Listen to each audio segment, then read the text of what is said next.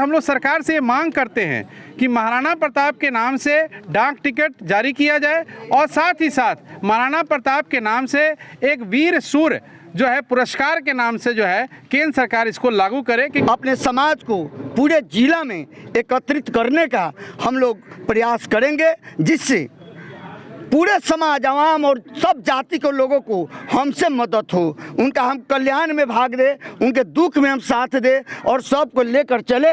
हमारे संगठन का यही उद्देश्य रहेगा। हम लोग हमेशा सर्वत्र न्यौछावर करने के लिए जाने जाते हैं।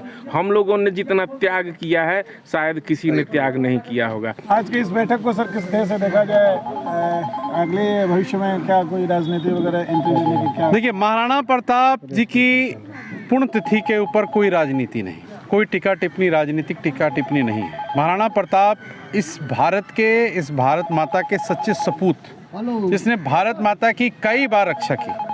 उनके संघर्षों से हम सीखने आए हैं, उनके त्यागों को हम अपनाने आए हैं। महाराणा प्रताप जयंती मनाने का लक्ष्य केवल ये है कि घर घर महाराणा के द्वारा किए गए संघर्ष और त्याग को घर घर पहुंचाना है कि महाराणा प्रताप ने अखंड भारत की रक्षा किन मुद्दों पे किया, कैसे किया और क्या बलिदान महाराणा ने भारत के लिए दिया।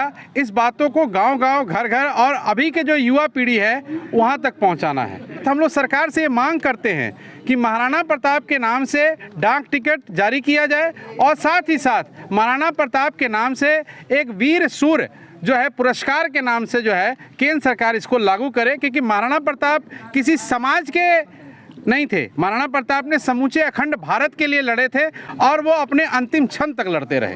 इस संगठन के मजबूती के लिए आप लोग क्या करने वाले हैं? देखिए, संगठन अभी बन रहा है, संगठन की मजबूती की कोई बात नहीं, संगठन अभी बन रहा है, ये बनने के प्रोसेस में है। इस संगठन जो है ये पूरी तरह से राजनीति से अलग होगा, इसका एक अपना संविधान होगा। इसके लिए जो है हम लोग धन्यवाद करते हैं अपने बड़े भाई सुभाष जी का, मनी भैया का, मधु भैया का, मुन्ना जी का, कि इन लोगों ने अपने योगदान से वहाँ हमें एक ज़मीन की व्यवस्था की है। उस पर सामाजिक निर्माण होगा, समाज के लोगों के लिए होगा और ये केवल क्षत्रिय समाज के लिए नहीं होगा। देखिए, क्षत्रिय कभी अपने लिए नहीं जीता है, महाराणा प्रताप कभी अपने लिए नहीं जिए, वीर कुंवर सिंह कभी अपने लिए नहीं जिए, बीपी सिंह जो मंडल कमीशन को लाए वो क्षत्रिय समाज के लिए नहीं लेके आए।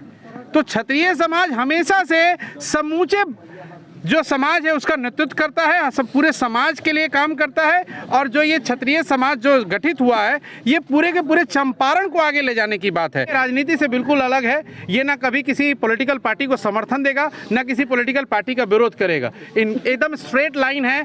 हम समाज के निर्माण में अपने आप को क्षत्रिय समाज किस प्रकार से योगदान दे सके, चंपारण का विकास कैसे हो सके, 12 विधानसभा, 3 पार्लियामेंट जो है यहाँ पर वो आगे कैसे बढ़ सके, चंपारण हमारा आगे कैसे बढ़ सके, यही लक्ष्य है। इसके अलावा कोई दूसरा लक्ष्य नहीं है। का मुख्य उद्देश्य क्या है? अब जी उद्देश्य तब हमारे पूर्वज महाराणा प्रताप जी का पुण्यतिथि था, पुण्यतिथि तो हम लोग मनाए ही हैं और लक्ष्य है इसके पीछे कि हमारा समाज संगठित हो। इसका नाम भी हम लोग चंपारण क्षत्रिय महासभा किए हैं। इस कड़ी में पहली बार बहुत खुशी की बात है कि हमारे सुभाष सिंह, मनी सिंह, मुन्ना सिंह, मधु सिंह लोग 2 कट्ठा जमीन चंपारण क्षत्रिय के नाम पर जो है लोग दिया है, घोषणा किया है और हम अपने समाज को पूरे जिला में एकत्रित करने का हम लोग प्रयास करेंगे, जिससे पूरे समाज आवाम और सब जाति के लोगों को हमसे मदद हो, उनका हम कल्याण में भाग दे, उनके दुख में हम साथ दे और सबको लेकर चले। हमारे संगठन का यही उद्देश्य रहेगा। आज की बैठक बहुत ही ऊर्जावान बैठक हुई है। शौर्य से जीने के लिए महाराणा प्रताप के जन्मदिन पर, पुण्यतिथि पर हम लोग इकट्ठा हुए और एक संकल्प लेकर यहाँ से हम लोग जाएंगे कि शौर्य से जिए और हिंदुस्तान के लिए उन्होंने जो अदम्य साहस और अधीनता को स्वीकार ना करके स्वाधीनता को ज़िंदगी देकर उन्होंने जो गए हैं ज़िंदगी से, उसको लेकर हम लोग जा रहे हैं। शौर्य से जीने का एक जज्बा लेके जाएंगे हम लोग यहाँ से। हम लोग हमेशा सर्वत्र न्यौछावर करने के लिए जाने जाते हैं। हम लोगों ने जितना त्याग किया है शायद किसी ने त्याग नहीं किया होगा। प्रधानमंत्री जी भी अभी बोल रहे थे कि जब देश आज़ाद हुआ 500 से ऊपर रियासतें क्षत्रियों और राजपूतों के पास थी, और एक बार जब सरदार पटेल ने कहा कि आप लोगों का क्या विचार है, उन्होंने अपने राज को जो है डाइवेस्ट कर दिया हिंदुस्तान के अंदर। तो क्षत्रिय समाज तो हमेशा त्याग के लिए जाना गया है, कभी अपने लिए वो जिया ही जब नहीं। ये बैठक हो रहा था वहाँ एक वक्ता बात रख रहे थे कि चंपारण में पहले क्षत्रियों का एक गढ़ था, आखिर क्या वजह है कि इस गढ़ को तोड़ दिया गया? देखिए, वो पॉलिटिकल एंगल से जब आप देखेंगे तो हमेशा जो है परिसीमन बदलते रहता है।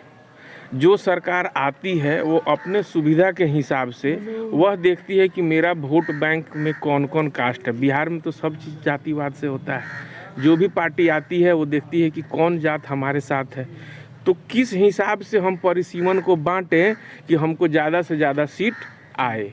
तो यह पार्टी आई तो परिसीमन में 5 गो पंचायत को इधर मिला देंगे तो 1 सीट उसका बढ़ जा रहा है, 5 गो पंचायत को इधर घसका देंगे तो 1 सीट उसका बढ़ जा रहा है।